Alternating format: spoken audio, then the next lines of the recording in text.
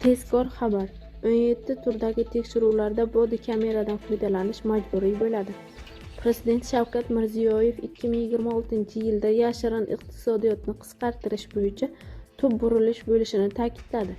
2026-yil barcha davlat xizmatlari va kommunal to'lovlar, yoqilg'i, alkogol va tamaki, avtomobil va ko'chmas mulk sotuvi to'liq naqdsiz shaklda bo'ladi.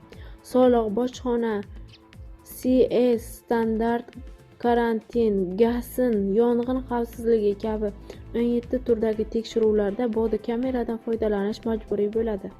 Soyadan ixtiyoriy chiqmoqchi bo'lgan tadbirkorlar, buxgalterlar statistika soliq hisobotlarini yuritish bo'yicha bepul o'qitiladi. Umuman, dastur doirasida kelgusi 5 yilda yashirin iqtisodiyot usuli 2 karra qisqartiriladi. Savdo va servis sohalarida naqd pulsiz to'lovlar ulushi 75% dan oshiriladi. Rasmiy sektorda band aholi soni hozirgi 8,5 milliondan 14 millionga yetkazildi. Bir so'z bilan aytganda, halol mehnat, xotirjam hayot va farovon jamiyat garovi shiori asosida bu ishlar jamiyatimizda umummilliy harakatga aylandi.